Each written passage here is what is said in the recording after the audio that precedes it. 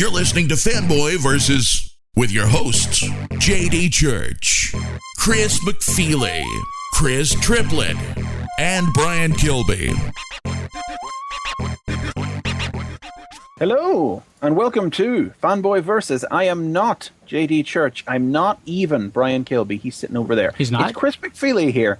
And I am your temporary host for this week because both J.D. and Nicole are out because they're watching some sport. They got a sickness What, for there's Super something Bowl. with a ball going on today?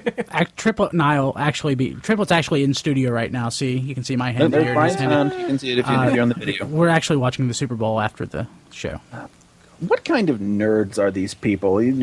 Turning into For the commercials. There's a Dark of the Moon commercial. For Hey, I'm watching a sporting Captain America commercial is what I'm watching. Yeah, I'll download that after the freaking football's over. I'm a great nerd because You're here. I'm here. But secondly, this week my wife was talking about I'm married, which is amazing. Being That's another point in your favor. That's true. That's true. But my wife referred to the love interest in Dark of the Moon as a bag of hangers. I thought that was amazing. So Awesome. Oh, well, your podcasting is influencing the real world. yes. Well, I don't expect any great influence from this impending train wreck, so let's see what happens. Well, it's certainly not off to a great start in the fact that there's no news this week at all. I looked, I couldn't find any. We saw the Captain America movie poster. That didn't tell us anything new.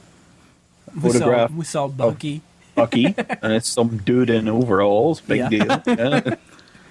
That's not dramatic.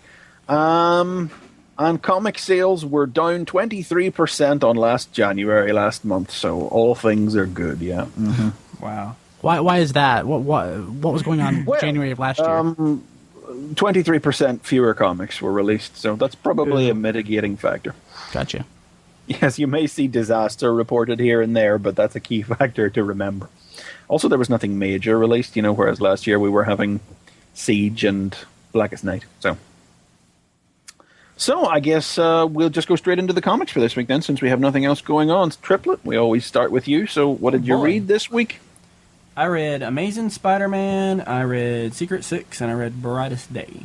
Do we want to treat Brightest Day like the last book? Or since it's your damn show, we could maybe do Secret Six this week. I don't know. What do we want to leave to the end?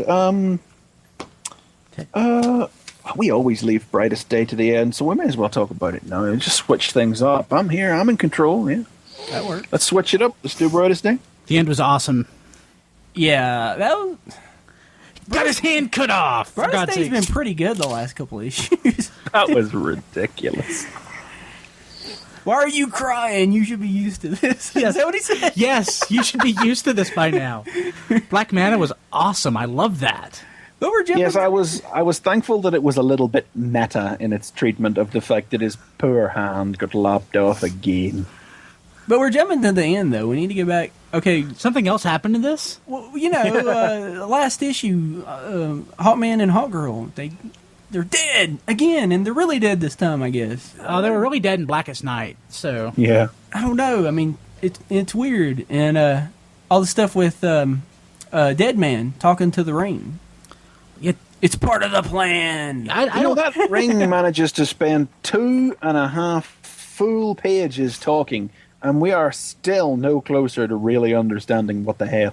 He said something about like what did he say? He said that it's there's the world's out of balance or something, and there's like a dark avatar that's rising, and if it gets to the forest, all is lost. And I don't think we've heard this shit before. No, that's new, all right, and it seems a bit late in the game to be introducing it 5 issues before they end. Yeah. I mean, it's not that the comic's not keeping my interest or anything, but it's like the White Ring is just being... It's the Chris Carter approach to a mystery, Yes. It's just being deliberately obfuscatory for no reason other than you can't tell everybody what the answer is right now because it's not time in the story for that to happen yet. And I know we had said that we kind of was thinking that Dead Man is this champion, but now it kind of makes you think he's just fuel for... I mean, he even said he's fuel for the White Ring. That's how he's powered. So my question is this: I just caught up. I just caught up with 7 issues of Brightest Day today. So Dead Man's ring started charging once he was, taking his grandpa for the ride. Why didn't it charge when he was getting laid? Did you guys mention that? No. No. You should have. That wasn't part of the plan. Maybe he wasn't wearing the ring. No, he's wearing the ring. Sorry. But now it's interesting. talking about like the champion, waiting for the champion, that if the champion doesn't come, to fight the Dark Avatar and all this. Yeah, it's junk. really sounding less and less like Deadman is the champion after all. It kind of sounds like he's gonna like be burnt out or something, or died, and somebody else is going to show up. I don't know. I wonder if they're just going to come. If everybody that dies is just going to come back to life at the end of this as well. I mean, I can't assume they would off Hogman and Hawker like that again. Dead Man's walking around with a ring on his finger that brings things back to life. You have to. Yeah, but the ring when it to. wants to, because it doesn't want. I think it'll want. I think it'll want to. Jeff Johns will probably want to. So Jeff Johns is the rain. Is that what you're saying? I would say so. Jeff Johns is the entity. Awesome. He's gonna write himself in those stories. He's gonna be like John Byrne. It'll be awesome. Yeah, actually, thank God he's not. Oh no, thank you. But what else happened? So It was all Aquaman all the time in this issue, it's isn't it? pretty much all Aquaman and what's her name? Siren. She Yeah. attacks the seashore. I don't remember where they're at because I don't have the issue in front Off of of me. Florida. Random beach. They were off the coast of Florida. And so like they're fighting, and so did the story kind of give us the idea that it was Deadman that let all of them out? Because it was saying that some of them got out, but we know that Aqualad is like sort of like a key to open their prison. But there's like I can't remember, it's like hundreds of people that are like coming out of the water attacking, and then we see like Deadman in one panel, and I think that Aquaman says, "Well, how did they get out?" or something, and doesn't the story kind of make us think that maybe the rain and Deadman let them out? You know what I'm talking about? Yeah, no, it's right here. I've got a bad feeling they're just below the surface out there. Someone unlocked the Bermuda Triangle, and Aqualad says, "But who?" Then we cut to a panel of Deadman appearing, and the caption says, "Who would do that and why?" As it closes in on the ring, the dickish ring. That rain's a bastard. So the rain's gonna wind up actually being the villain. That's gotta be what's gonna happen. Right? Maybe that's the twist. Yeah. And then there's a big fight, and we already spoiled it, but yeah. Aquaman gets his Black hand Manta chopped just off. pops up. Yeah, again, I read 7 issues of this today because I was woefully behind. Does it seem to anyone else that there's not a real consistent narrative to the story? I mean, there's not a whole lot. I mean, there's something somewhere tying these stories together, but like Aquaman seems disparate from the Martian Manhunter story, and where Deadman sort of ties in with I guess some of these, but it just seems like it's not really cohesive. Well, I would argue that the Aquaman has been a hell of a lot more interesting than that Martian Manhunter stuff. I really How long has it been since he was in the book? It's been like 5 issues since that terrible one issue. Which one? The whatever happened to the Martian That's the one. Manhunter Yeah, from if Mars? you've read, you would have just read that. I just read that one today.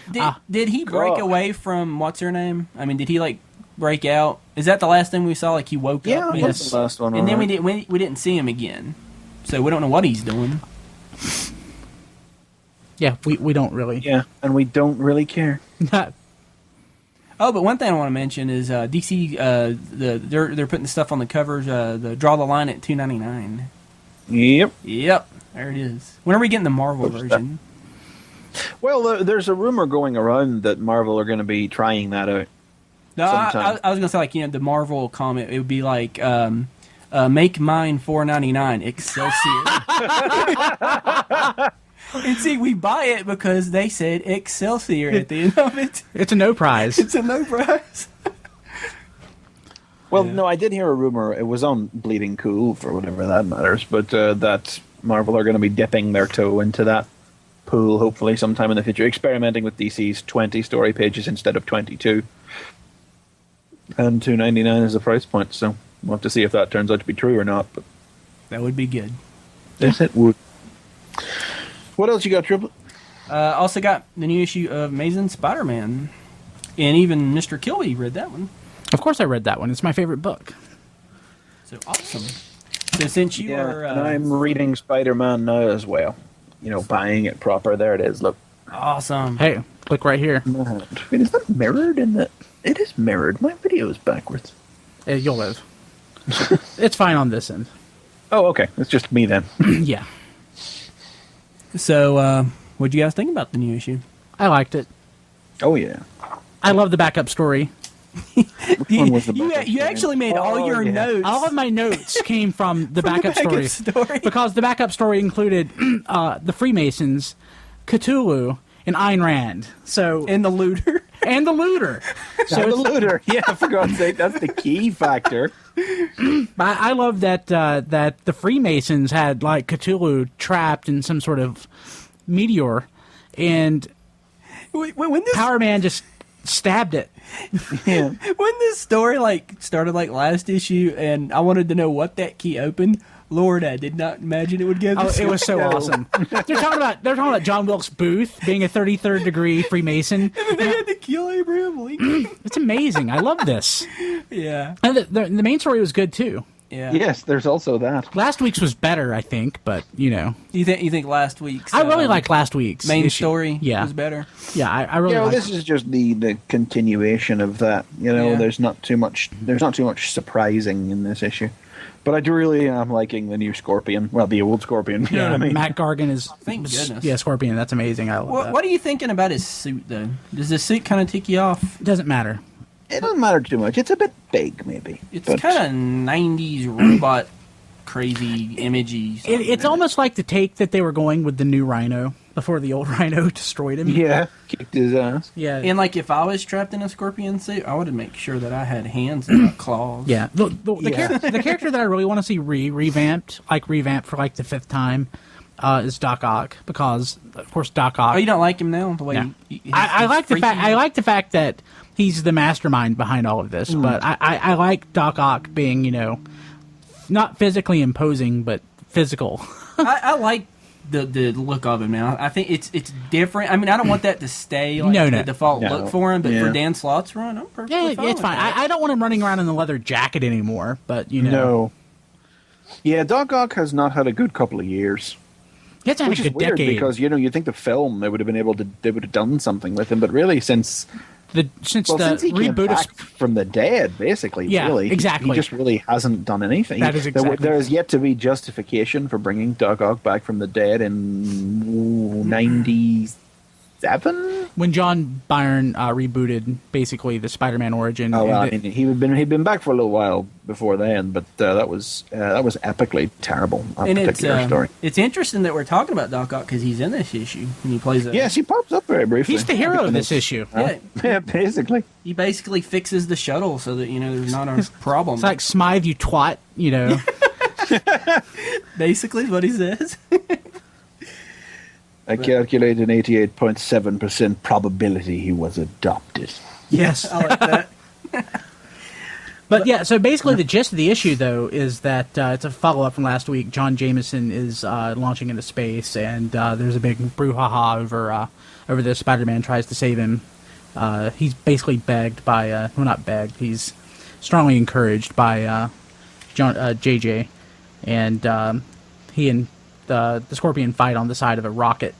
Spidey can't really do anything, so he actually He's calls. just stuck there. He calls for help to the Avengers, and guess who shows up? I knew you'd like that. Squirrel Girl. JD's missing out. Not being a reader of New Avengers, I had no idea who that was. Yeah, I had to explain it to you. And it's funny because we were expecting Squirrel Girl to show up in the last issue of New Avengers, and she wasn't. It's for that. Yeah. But it's great. So he calls Onslaught writing Squirrel Girl is always a good thing. He calls the Avengers trying to get help and nobody's there, so he gets her and he's kind of he's in a hurry, obviously he's worried, so he's shut up and transfer me, and she's like, easy there, mister, there's always time for manners. I love that caption. I love the art on that as well. Yeah. I love that, we said it last issue as well, I just really love this guy's expression. Stefano Caselli is the artist. I love his expressions. Actually, this issue made me sort of sit and think. When Spider-Man was trying to shoot his web shooter at Matt Gargan, when he was on the rocket and the rocket was accelerating, the the web shooter went down. And I thought, well, that's not right, because relativity teaches us that as long as there's a constant motion, that you can't tell the difference between rest and motion. But there was acceleration, so it doesn't fall prey to that. Yeah. So I actually had to sit and think about that for a second. You just aren't thinking for Also, I would have said Marty. surely the wind would blow the webs back. Yeah, I thought that too. Yeah. Yeah. So even if there was constant motion, the fact that he's not in a sealed environment. But the issue basically resolves itself at the end. Spider-Man's going back to the office to go to his pocket dimension to get something, and It's a device to stop the bug people's. They've copied. Smythe copied his spider sense. The new bug people sort of have like a spider insect sense or these something. bug spider slayers. Yeah. And then just to back up, the reason that he's doing this is since their plot with John Jameson's failed, they've targeted everybody else that's important to J. Jonah. So they're going after like his wife, which just so happens to be with Aunt May. Yeah, but the issue resolves itself with Peter's boss saying, "Dun dun dun, I want to talk to you about you and Spider-Man." So, which we kind of gotten hints that he may have figured it out. Because if you're gonna hang, it's one thing to have a great big super closet that only opens to your palm print to keep your spider stuff in, but if you're going to be hanging around with geniuses 8 hours out of every 5 weekdays, they're gonna figure it out. Yeah. I hope so anyway. Otherwise, I'll be kind of disappointed. So, in the geniuses who couldn't figure it out. So is Max going to be... do we expect Max to maybe be revealed as some sort of a big villain or something at some point? Or do we just think he's just going to be like one of the guys that figures it out? I don't know. Well, frankly, that's such... I don't know if I really expect him to have figured it out next issue or not, because that's just such a loaded cliffhanger, But I'll be a little disappointed if the super genius rocket scientist hasn't actually been able to figure it out. Yeah. Given that every time Spider-Man has popped up in his presence since meeting Peter Parker just has to run off conveniently. Yeah. But it was a good issue. It's just like Brian was saying, it's just kind of picking up in the middle of a story, I wonder how many of these insect people are real characters. I don't know. I was wondering that. If they were like real people. Wrote this, so Yeah, probably. Because there's like the bug woman that's like confronting Robbie, and she says, you can't have forgotten Shauna Tyron. I don't know who that is. I forgot. No, I don't know. Either. After you and Jameson hounded me off the bugle, just Google that right now. It'd be cool if she was a real character, but I doubt it. It probably is. I mean, think of all the characters that have, gone... I mean, it's possible. I haven't read Spider-Man for, 40 years now? Or Spider-Man's been around since, 63? 63? Is that right? Yeah, it's almost 50 years. So no, it seems like she's new for this. Oh my god, Spider-Man's going to soon hit his 50th anniversary. Yeah. Makes me feel Fantastic so Four's old. 50th anniversary year this year. Wow. But yeah, good book. One of them's dead for it. Aww. Maybe he'll be back for that one issue. Yeah. Not saying who it is, spoilers if you haven't read it. No, we already spoiled it. At this point. Johnny Storm. At the comic shop yesterday, a guy was spoiling it for the customers in the shop, and I'm like, why are you doing that? To get them to buy the book. But why? Tell them that someone died. Don't tell them that the Human Torch died. Tell them that Reed died and get them to buy the book, and then they find out it's Human Torch. He had the polybagged version with the top cut off, and he was pulling it out and showing people. I don't know if that's a technique that you should use Which to sell comic shop books. did you go to? Selfish. Is that in Winston? Yeah. Oh, okay. He's an idiot. I like that shop though. It's a nice little it's shop. a nice shop, but that's just kind of. I like it better than your shop. Yeah, I agree. No offense if your shopkeep is watching. Probably not. JD shopkeep, I think, may watch. Yeah. I'm certain his shop is way better. Well, I'm a shopkeep and I'm not offended.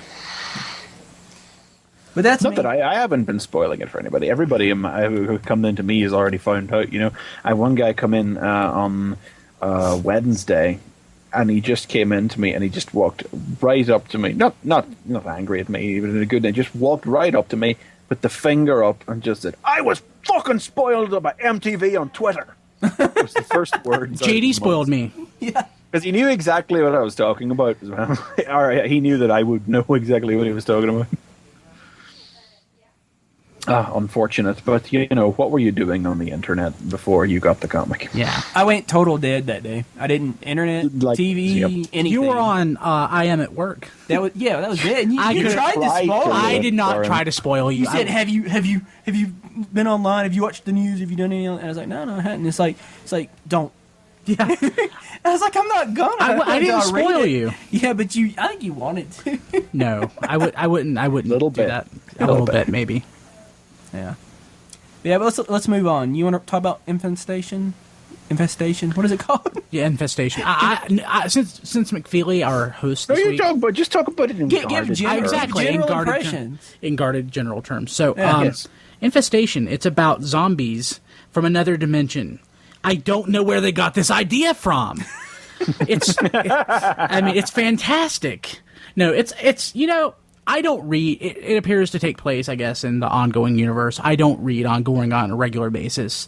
So there are things in here, like certain characters may show up that you may think are. Well, I looked at it, and I don't think we've ever seen those characters show up in ongoing. Well, there you go. So, so there's zombies basically running around the different IDW universes because there's not a single cohesive universe, and for the IDW universe proper. And they come from the Robots versus Zombies or Zombies versus Robots comic. I don't read that comic, so I don't know a thing about it. And I'm not reading Infestation, the overarching title. I'm only reading the Transformers book. There's a preview of the Star Trek comic, and it's got McCoy looking at a zombie saying he's dead, Jim. And I'm like, I kind of want that. But That was kind of funny. What I was hoping isn't actually happening. There's like a main infestation book, and then there's a bunch of books. It's like Star Trek, Transformers, and it's happening in their universe. But we're not seeing like Kirk teaming up with Optimus Prime and not yet. And, I probably won't happen. And Venkman from of the same Ghostbusters, and they're all fighting the zombies together. Because that's what I was wanting. That's what I wanted. I was thinking it's gonna be ridiculous like that. But basically, I guess there's characterization in here that I question. But again, it's a different universe than the Marvel or Transformers Sunbow universe. Like, would it be a spoiler triplet if Galvatron's in the book? Yeah, no, I knew that. Okay, so there's a human. They're humans in cars, and he begs the humans to get out of their vehicles so that he can use them as weapons.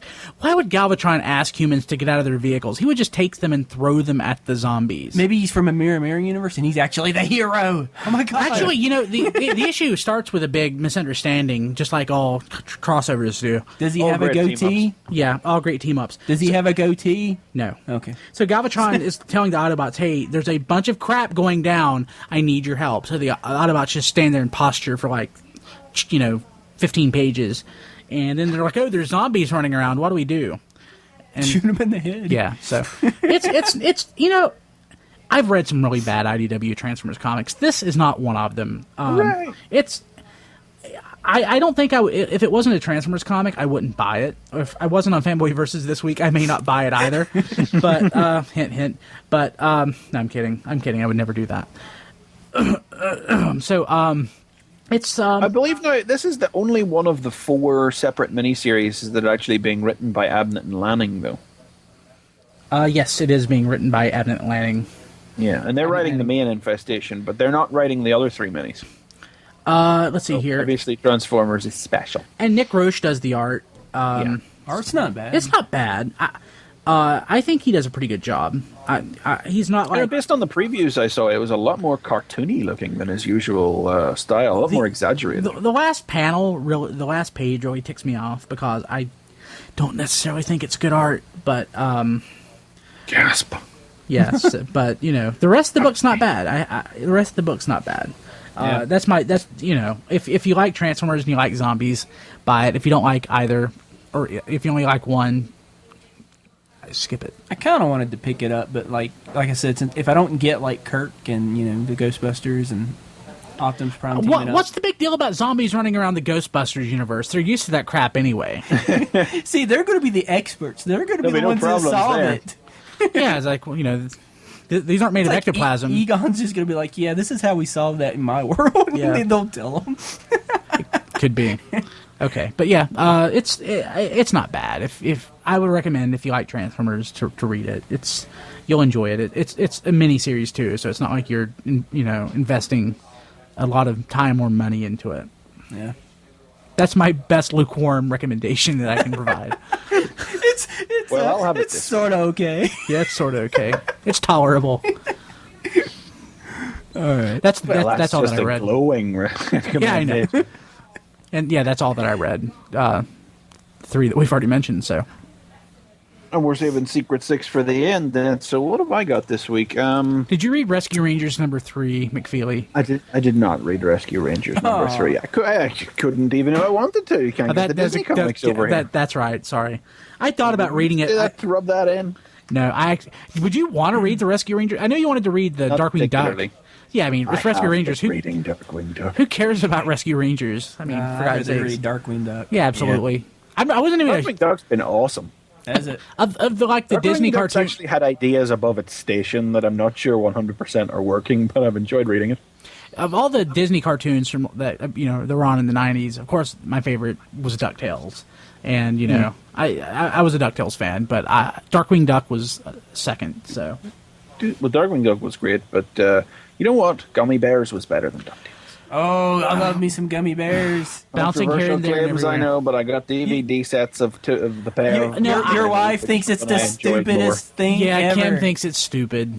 But God, I love that. Okay, I don't count Gummy Bears because it wasn't part of that block. It was more like the forerunner to the whole thing that opened up the Disney after. But yes, Gummy Bears was fantastic. I love Gummy Bears so much. Gummy juice makes humans strong. Yes. And with that digression, what the hell did I read this week that is even worth talking about? The final issue of Ultimate Thor came out this week, which really reveals this mini to be... It hasn't been bad, it's been Hickman, so it's been worth reading. But it's really just the origin of Thor in the Ultimate Universe. And so after, once I'd read the third issue, you know where all the pieces are going to fall by the time you're reading issue 4. Loki is going to wind up trapped in the room without doors and then get freed. And that Thor is going to wind up on Earth. And basically, the only question that was left to be answered by this final issue was how did Thor go from being a mental patient to being the subject of the European super soldier experiment that gave him his powers and his hammer. God, you know way more than I do. I totally dropped off of the Ultimates and have no idea what you're talking about. Well, this is our Ultimates 1 and 2 stuff. Gosh, I but can't the answer is that Donald Blake has been running around this comic has been split into 3 time zones. There has been ancient Asgard. There has been World War II, in which Loki, posing as Baron Zemo, that was awesome, makes an alliance with frost giants and teams up with them to invade Asgard. Nazi frost giants in the uniforms. Yes, that was awesome too. It is awesome. And the present day, in which Thor is a mental patient locked up in the European super soldier facility, where he's being tended by Dr. Donald Blake, which was the Trixie thing. And it turns out in this issue that Don Blake was actually Balder reincarnated in human form after all the gods fell, which was how Thor wound up on Earth, because Ragnarok happened and the gods fell. Wow. And the great mystery of how Thor became and turned from mental patient to superhero was because Don Blake told them all that he wasn't crazy, and they gave him the weapons and the powers and stuff. That's about it, really. It hasn't been bad, but man, Carlos Pacheco, I don't know how you pronounce that. He's not what he was. His art's changed. It really has, but his art has been in a constant state of evolution. I remember back in the 90s when he was just Joe Madureira light. Mm-hmm. Didn't he do Avengers Forever? Was he? He did do Avengers Forever, and that was whenever he was straddling the line between that more angular sort of manga influenced style and the more realistic style that he did on... Remember when he was doing Fantastic Four with Jeff Loeb? Yes. Yeah. And this is definitely more reminiscent of that Fantastic. It doesn't change too much since then, except it's just not as. It's just, it looks a lot rougher, and you wouldn't. I just, I don't want to rip on the guy or anything. I've never been a hater of his art or anything, but I just wouldn't think that reading that comic, I was looking at the art as somebody who'd been working for 20 years in the industry and had done better art before him. Honestly, with Hickman Project, I really expect a bit of art that's going to wow me, or at least be real high end stuff. I don't know. Which has been the case with this Fantastic Four. Maybe he's just collecting a paycheck now. Maybe, yeah. I mean, Carlos Pacheco is a pretty high-end name. You sit up and you take notice when you hear he's working on something. But yes. When I heard about this, Ultimate Thor, it just didn't work out. So maybe it was his inker. I don't know. When I heard about this book, I don't know why, but for some reason I was thinking Brian Hitch was drawing it. I didn't even think he was. The other guy was particularly associated with the Ultimates. Yeah. Oh well. What else did I get this week? Final issue of a 4-issue miniseries. Last issue of She-Hulk came out as well. You didn't read this one, did you, Triplet? No, but tell me that it was awesome. Tell me that we're gonna get more She-Hulk. Is it Dan Slott? No, it's not Dan Slott. Somebody called Harrison Wilcox, and I still don't know who he is 4 years later. But this is just carried on the same story of the She-Hulks, Savage and Sensational, hunting down the leftover members of the Intelligentsia, the conglomeration of super intelligent criminals who were responsible for fall of the Hulks, and also, for some reason, Lyra dealing with the vagaries of Cliche High School. Awesome. And this issue is she goes to the prom kit because the cover is like her in her prom dress. Looks like she's gonna fight somebody. I wonder who's going to bust it at the prom. That's the most that ties this thing together is that basically they capture the wizard in the first issue, and he proceeds to sell out the other members of the Intelligentsia over the following 2 issues in return for creature comforts, like what's he got there? He's got a stereo, he's got a TV, he's got a lazy boy, creature comforts in his sale. It turns out that he takes all the electronics out of the various different things that he's been given and uses that. He can't break out of his cell. So he uses all the electronics he's been given to create one of his anti-gravity devices and just lifts the whole cell off out and goes to attack the prom because revenge, I guess. And, Cliche high school bitch girl becomes a friend, and then the guy that he likes She-Hulk. And then that stuff already happened. I didn't know if maybe it was like, here's the twist. Here's the twist. She's not her friend. She's gonna like, I don't know. No, I figured that was going that way. She's gonna dunk blood on her or something. Scenario, but nope. She just has a little cry, and Lyra is forced to reveal herself as She-Hulk to the school. And the girl, whose name is Amelia, claims she had no knowledge of this, even though she did. And it's a sad ending, and I'm left wondering.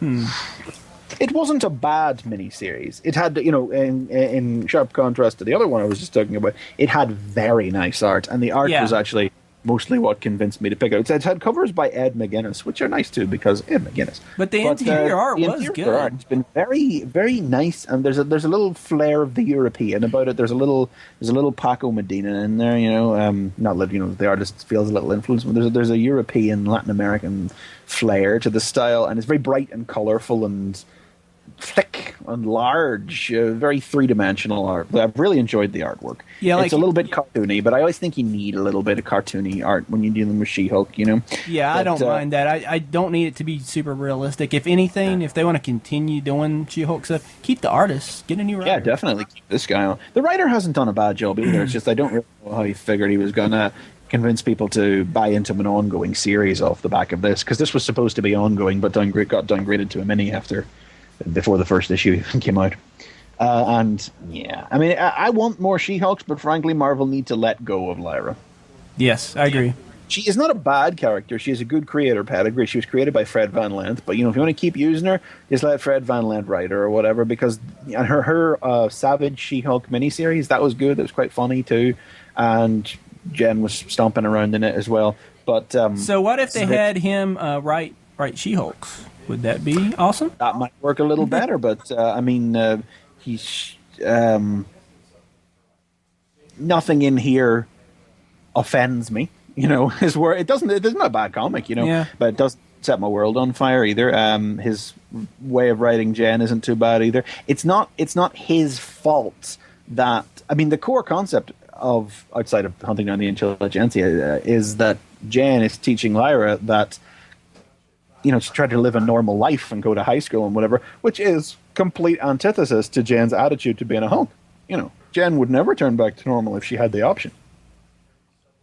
That was the whole thrust of Downslot She-Hulk, because that had been the thrust of She-Hulk for years, is that she didn't want to change back. And then, what happened, when was it? I don't remember when it was exactly, but she got hit with radiation and she couldn't change back, and she didn't care because she didn't like Jen. She didn't like Jen Walters and just liked being the She-Hulk. So the whole responsibility angle that she's forced to put across. I mean, maybe if they played with that as an idea where She-Hulk is forced to be responsible and teach Lyra the benefits of being human and what have you, even though that's anathema to her, and she has to learn, you know, and she learns something about herself in the process. You know, that's a story, but that's not the approach they took with the character here.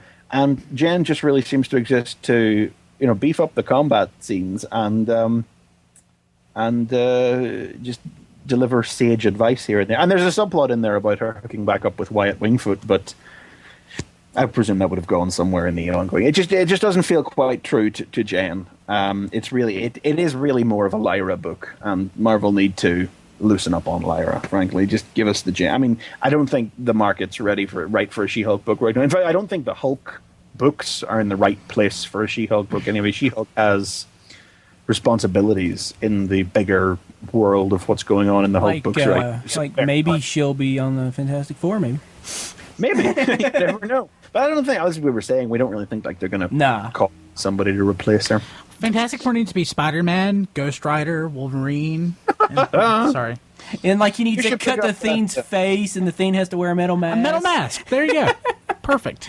No. Well, you should pick up Christos Gage's Spider-Man Fantastic Four miniseries from late last year. It's just come out in collected form within the last month. You know, that's I was talking about it on the show when we were talking about it. It's a different story set in a different era of Spider-Man Fantastic Four shared history. And yeah, that's one of the eras.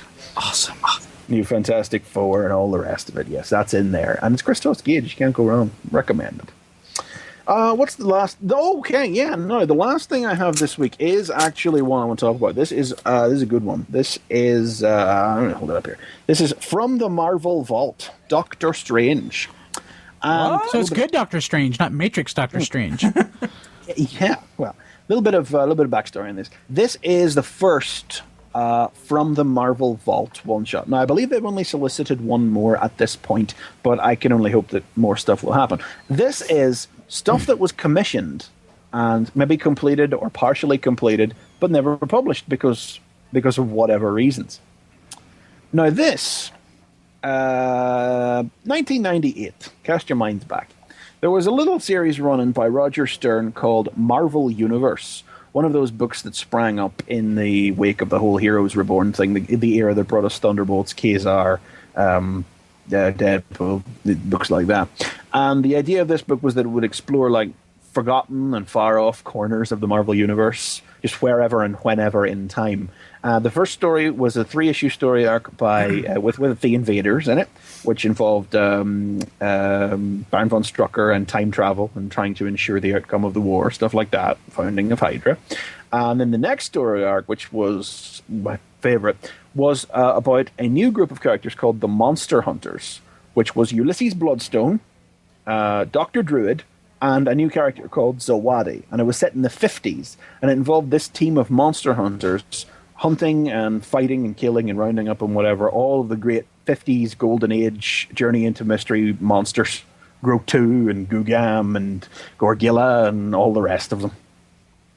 But it was also, because I only started reading like Marvel comics like properly, seriously, reading and following them with Heroes Reborn, so less than 2 years prior. And this was one of my big introductions to the concept of the history of the universe and the way it could be bent and shaped and retconned. Because in the course of this thing, they folded the Eternals and the Deviants into the legacies of various one-shot Golden Age characters and mystery comics They made all the 1950s monsters be deviant mutates, and Makari was involved in, and he just introduced me to this older world. I loved Marvel Universe. I thought it was a great series, and it was cancelled after 7 issues. Huh. If you have to cancel the book after 7 issues in the 90s, things aren't. Of course, this was when Marvel was struggling its way back out of bankruptcy and was doing whatever to see it would stick. And I thought that was a damn shame. And this here is the next issue. This would have been issue 8 of the Marvel Universe. Cool. So Roger Stern had this written. This is the great thing. This is from back when things were written Marvel style, where Roger Stern sent Neil Vokes, the artist, an outline. Vokes did it, and then Stern would have scripted the dialogue later. And he never finished scripting the dialogue because the cancellation notice came through. So for this one shot, he went back to the completed art, which they pulled out of the files, re-scripted it, and the story is the story of how Doctor Strange got his house. The story of how Doctor Strange got his Sanctum Sanctorum. This sounds awesome. It is a rather fun issue. He comes, he meets the realtor. The realtor talks him through the sordid history of the house, murders, fires, deaths, and everything. And Doctor Strange is like, he's like, now that you know, I'm sure you'll want to look at some other properties. And Doctor Strange is like, no, this is great. I'll have Sounds like a good house. It's perfect for me. That's awesome. But there's something skittering around in the shadows, and he goes off, makes his first business purifying the house. So he goes following it, and it leads him through a storm of illusions that progressively retell. It's a retelling of Doctor Strange's origin as well. Progressively retell his origins until he fights, and it culminates with him fighting and beating the presence that has possessed the house. And it's as simple as that. It's a nice, simple idea for a little corner of Marvel Universe history that just carries on the theme and the ideas of Marvel, of the Tales of the Marvel Universe was the title of the comic. I know this question is irrelevant given it's a Marvel comic or a comic in general, but this is now considered canonical.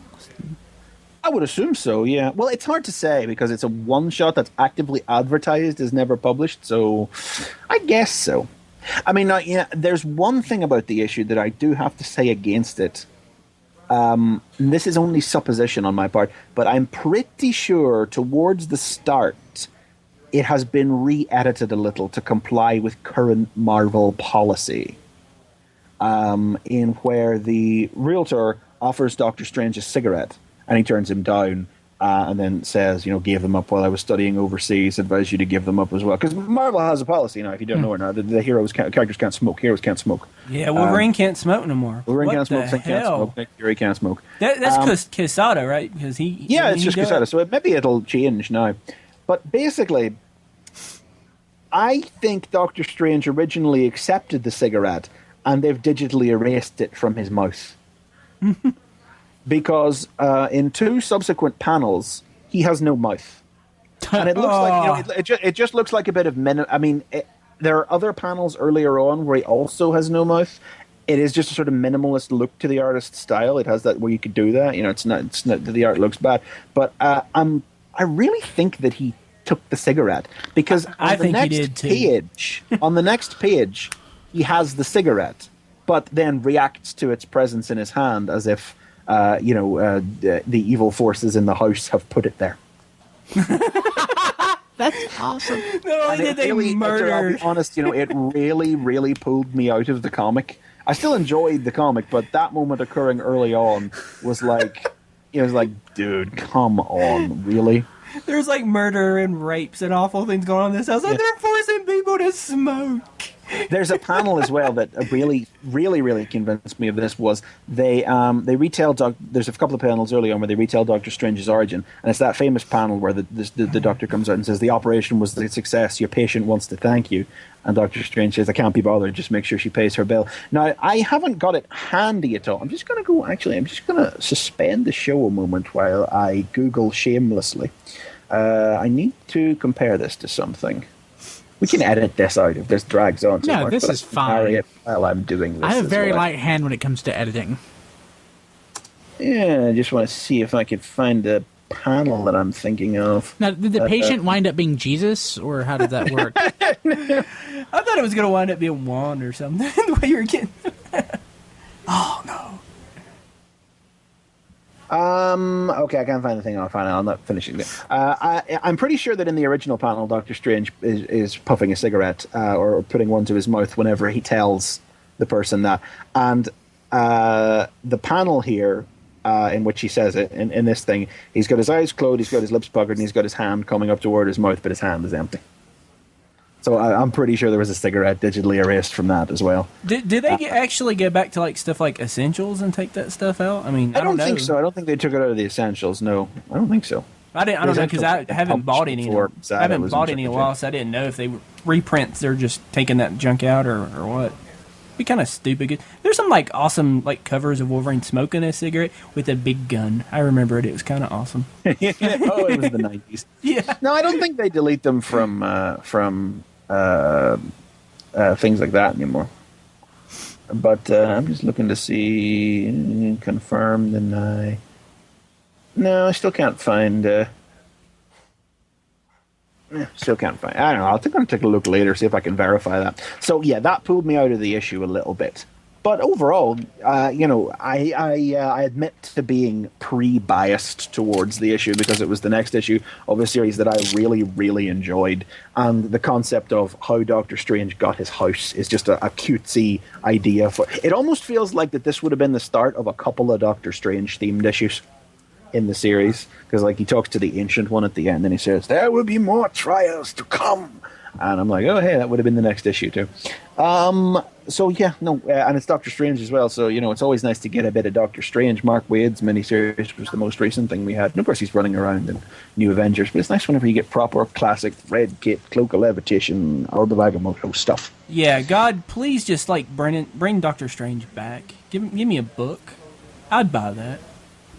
Well, speaking of books, actually, just may as well plug it while I'm here. All 7 issues of Tales of the Marvel Universe were recently collected in trade paperback. I think the title of the book was Invaders. They called it an Invaders book, even though 4 out of the 7 issues in it don't contain the Invaders. I think it was called Invaders Out of Time or Invaders A Stitch in Time, something like that. But really, like, I know I recommend things a lot, but like seriously, I really recommend this. I loved that book back in the 90s. It was one of my real introductions to the idea of continuity and rewriting history and just the general complex way Marvel history can work. And I just, well, you know what I'm like when it comes to that stuff now. So I guess maybe you could see what kind of an impact that book had on me in introducing me to those sorts of concepts. So I really do recommend that. I mean, it's from the 90s. It's Roger Art, in digital coloring. It's when digital coloring was still only a bit. And it's Roger Stern, so the general tone of it is not very 90s. It's a little bit, older school. But that fits with what the book is doing. So, go give it a look. I encourage it. Digital. You mentioned sorry. You mentioned digital coloring, and digital coloring was already well established by the time Dark Knight Strikes Again came out. But it really killed. That was 2001, 2002. Yeah, but it really killed digital coloring for me because it was just so terribly done. Well, okay. Yes. Sorry, that's just the digital coloring always makes me think of Dark Knight Strikes Again, which always makes me want to bleed. Yeah, that's a bad book. Yeah, sorry. Yeah, that's better left unsaid. Yeah. Eve of Destruction. Invaders, Eve of Destruction. There you go. Strongly recommend it. Check it out. Available in paperback now. Yeah, and Brian just stepped out for just a second. I don't know if he's got a little break for just a second, but he'll be back in just a minute. Well, that's all I have anyway, so I think all we're left with then is Secret 6 for this week. Yeah, I'd say he didn't read it. I don't think he read it. Well, then let's just carry on with it. And the Sounds good to me. Not reading Secret 6. What's wrong with him? I mean, he might be reading it, but it wasn't in the pile that he was showing me, so I don't know. Well, this is awesome.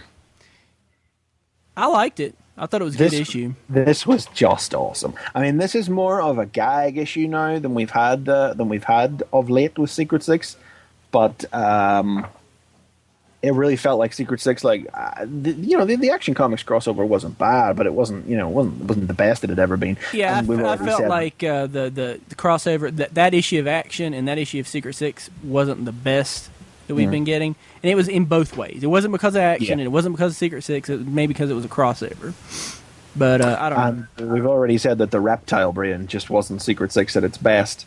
This is Secret Six at its best doing comedy. It's not its best at its grimness or its bleakness. This is genuinely funny stuff.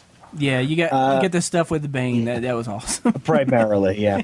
I mean, this is an issue about this is the first part, first of all, of a crossover with the Doom Patrol, and it is the main hook is that some slacker layabout named Eric inherits from his dead grandfather his criminal empire. He was a crime boss, a really stylish crime boss back in the 50s, and he's left him his legacy. So the grandson is dedicated to bringing it back in style. Basically, imagine if like Steve and his friends from American Dad decided to become 1950s style gangsters, and you have this, literally. Yeah. And they head to Oolong Island, where they hire the Secret Six to help them invade Oolong Island. They want a volcanic layer. A volcano layer is what they want. So that Oolong Island is elected. And that's the thrust of the crossover. While the subplot is about Scandal trying to help Bane by getting him a date with one of her... Well, I'm pretty sure this chick is a stripper. Well, it's the strip club they go to, isn't it? I mean, This is the strip club that we've seen a couple of times in Secret Six where Scandal's girlfriend works. Yeah. And she's a rather petite, cute woman. And Bane is just struck completely silent when he sees her. Yeah, I love his response. Yeah. Like all the other women, strippers dressed as Black Canary and the Huntress and Harley Quinn, just squeeing and gushing over him. He's huge. Oh, look at his easy weightlifter. He's huge. It's steroids. He looks like a bear. That's what they say. And then this quite small woman steps out, and she's, and Bane is just struck by her. And Scandal says, "Say something nice now, Bane. This is the time to say something nice." He goes, I wish to mate." And he hands her a box of chocolates and some flowers and says, "Here are the bargaining tokens they told me to purchase. Shall we begin negotiations?" Yeah, that was good. And of course they try to cover for him, and then some greasy patron comes up and starts manhandling her, and Bane punches his face inside out. And we don't see it, but they're like, "What happened to his face?" It's like a waffle iron hit it. And that's that part of the story. And then we go to the Doom Patrol, who are on the Oolong Island. That's where they live now. I'm not sure why they live there. I don't read Doom Patrol. I have no idea. But it's got Robot Man fishing. Ambush bug in it now. It's got Robot Man fishing. That's all that matters. Robot Man is fishing. Full on hat, waders, and everything. Yeah. Hat, vest, and waders. And then the rest of the Doom Patrol, who are currently... I didn't know Ambush Bug and Bumblebee were on the Doom Patrol, but now I do. Yeah. And Negative Man and Elastigirl are here as well. So they're trying to catch one of the Chief's biogenetic experiments that's living in the lake. It looks like a fish with a face. Fish with a man's face on it. Yeah. So they fight the fish thing, and then they wake up. They once they've caught the fish, they look down, and hey, Elastigirl has had one of her legs bitten off. Because guess who's still working with the Secret Six? It's King Shark. Awesome. I thought that he might be hanging around based on what he was saying last issue, but because there's 8 of them now. There are 8 members in the Secret Six. Dude, when he jumped into that hot tub, I was like, he's here to stay. I love working with you smelly losers. Yeah. But there are now 8 members: Catman, Deadshot, Jeanette, Scandal, Bane, Ragdoll, Black Alice, and King Shark. Yeah, but Black Alice is still there. Yeah, I really thought her story was done, but I'm not going to object to her. I like the character, so And King Shark just pops out of the water, leg bitten off in her hand, and reads out a prepared statement. Yeah. But he can't finish it because he's been in the water, so the page... Thanks, Ron. Yeah. And then the rest of the issue is just a straight-up fight between the two, which is an excuse for some of the stuff that Secret Six does best, which is pithy banter between everybody. The Catman runs towards Robot Man, and he says, "Oh, it's these guys. I don't actually like these guys. And he just starts shooting rockets out of his shoulder. I like Robot Man. That kind of makes me want to read Doom Patrol, but I don't know if it's any good though. So, and then Deadshot return. One of the rockets hits Jeanette, and Deadshot just says, "Firing from the hip, but the woman I'm currently putting it to ain't got any chivalry or whatever at all."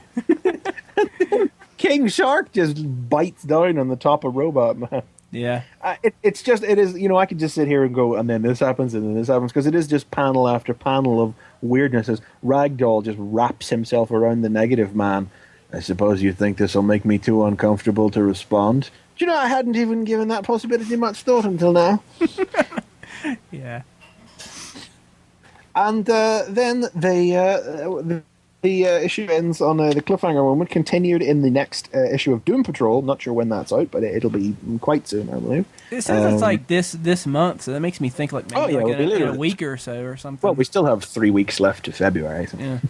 And they drop their bomb into the volcano and set it off because they have to take care of that so that they can hollow it out to have their secret lair in it. Yep.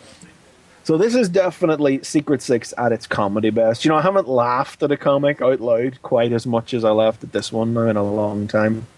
But I mean, I think we've generally agreed in the past that Secret Six is at its best when it's at its darkest, because it is then that it is truly set apart from everything else. That is then that its identity is most apparent. I mean, yes, this was funny. It was a good gag comic, but there aren't any real gags in there I couldn't get from picking up Deadpool, say, or perhaps Doom Patrol itself. I don't read Doom Patrol, but if the characters are, maybe I should start thinking about it. But it's when it's at its darkest that its uniqueness is most apparent. But that said, after a couple of uneven months with the title, this definitely feels like it's much more headed in the right direction. It's on the right track with this one, and definitely worth. I mean, we haven't even we barely scratched the surface with some of the weird one set piece gags and everything that flash up and down in the course of that. So if you're looking for, we recommend Secret Six all the time on this show, but. If you haven't checked it out yet, because maybe you think the grimness wouldn't work for you, check this one out. It's fun and laughter, and very different to the usual. Very, very different reason for us to recommend Six than the reasons we usually recommend it for. So, yeah, you should read it. But we tell you that all the time anyway. Yeah, you guys got me to read it. Yeah, that worked. I'll start soon. Yeah, you better. I always like it whenever I know somebody has read. It's something I've noticed recently is that I have a far better hit ratio at getting people to read things when I recommend them via the medium of this show instead of when I'm standing behind a counter. Do you have some way of comparing that? Oh, well, people listen to me here and don't when I'm behind a counter. There you go. I've had people send me messages on Twitter asking me to recommend them or help them, point them in the right direction for getting into something, So I really like the fact that I don't get that. People very rarely does somebody just march into the shop and say, "Recommend me something, shopkeep." No, mate, I'm just looking. I've got $1 million. Recommend the comics that I want to buy. No, we'll just get them on the internet.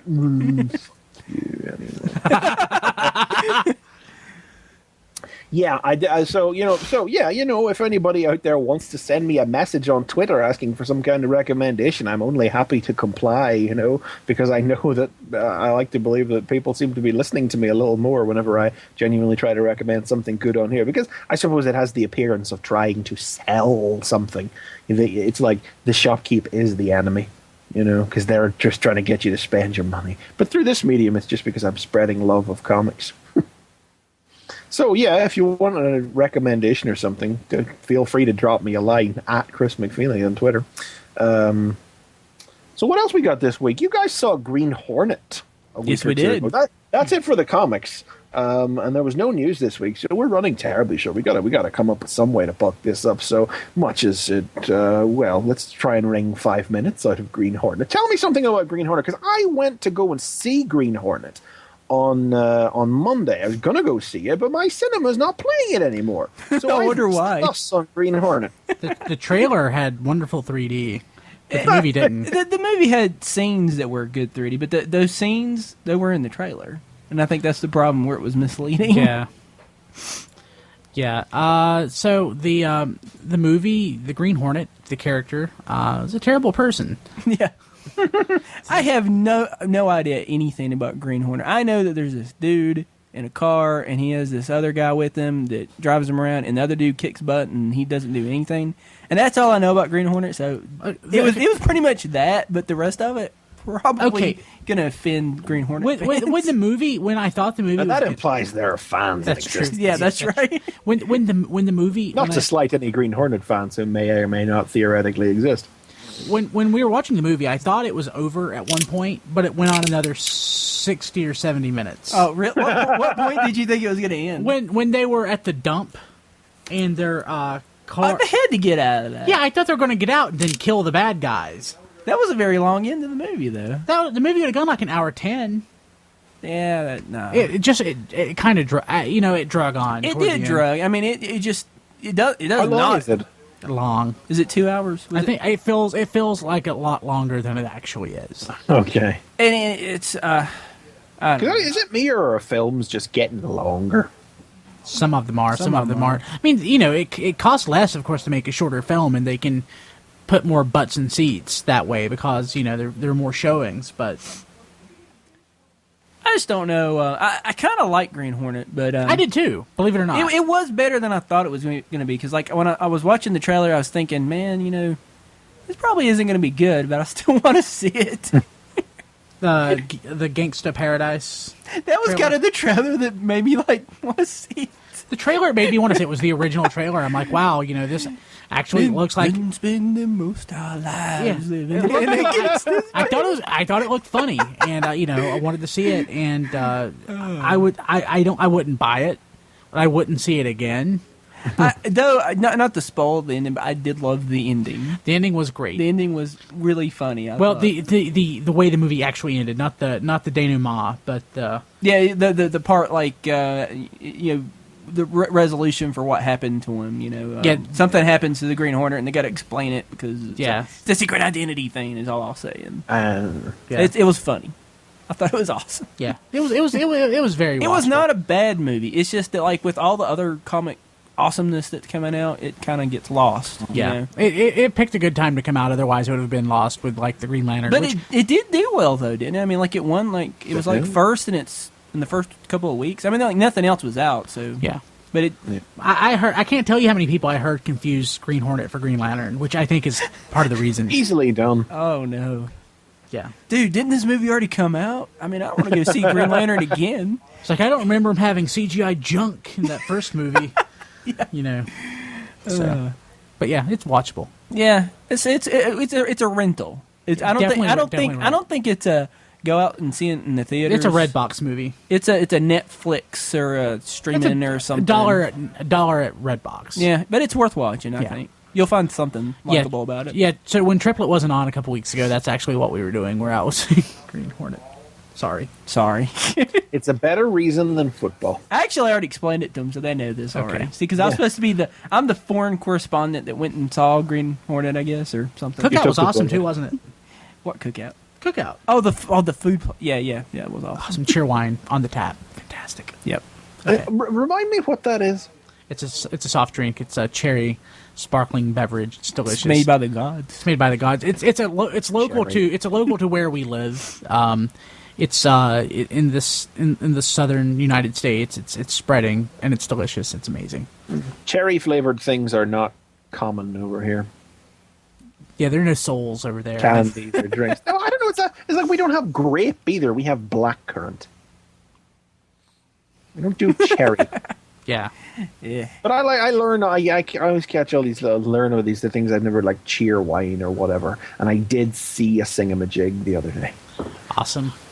I didn't know they were out over here, but I saw one. Next time I send you something, I've got to send you that Rodimus. I'll send you along some cheer wine if Customs won't take it. I don't know. I don't know what the policy with food is. We'll find out before I send it. Yeah, find out. Maybe send them in separate packages just so Rodimus doesn't go missing along with it. That's true. That's true. If they take it away. He wants his Rodimus. He doesn't care about the chair one. He Yes. has to have that. I've been getting a lot of toys this week. I heard. Yeah, I saw you got Pterodon. I got Battle Blades Prime, and I got Lugnut, and I got Terradive, and I got War for Cybertron Soundwave, and I got some of the new Reveal the Shield Legends, and I got Masterpiece Rodimus. Oh. What do you think?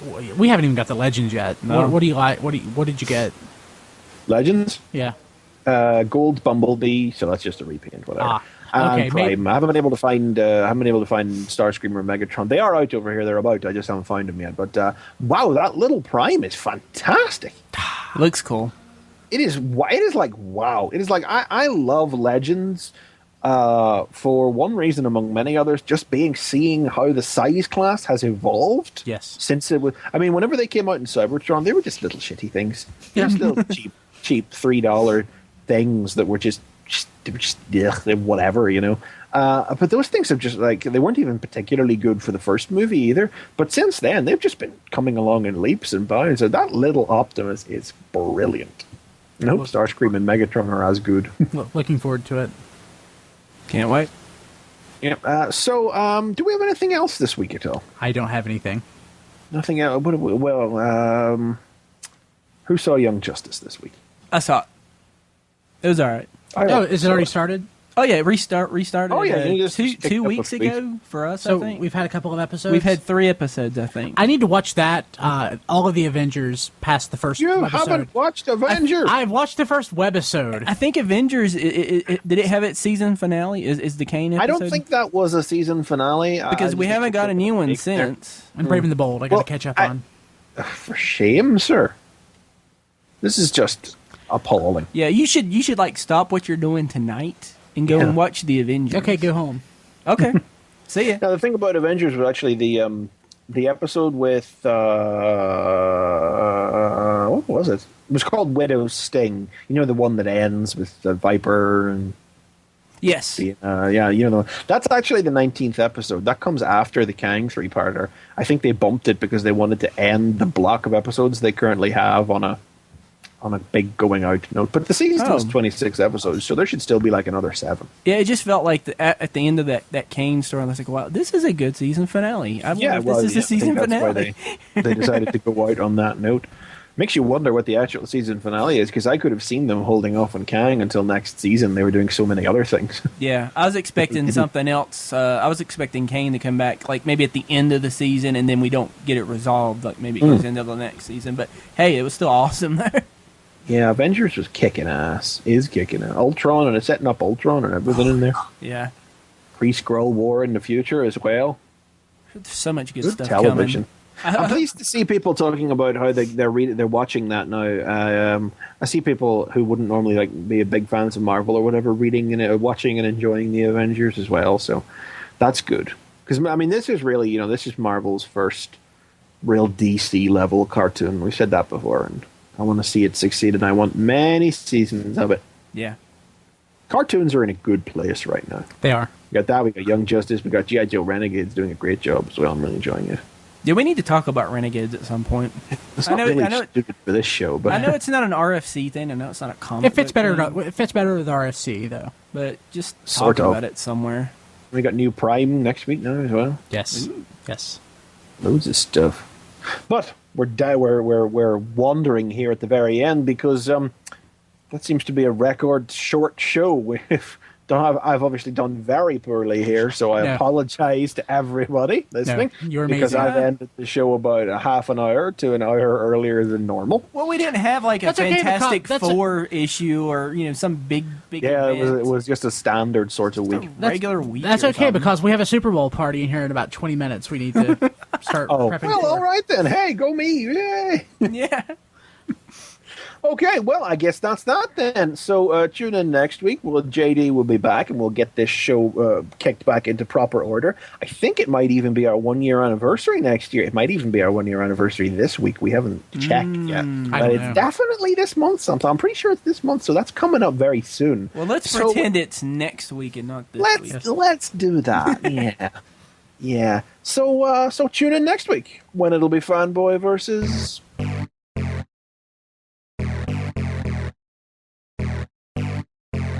This has been Fanboy Versus with your hosts, J.D. Church, Chris McFeely, Chris Triplett, and Brian Kilby.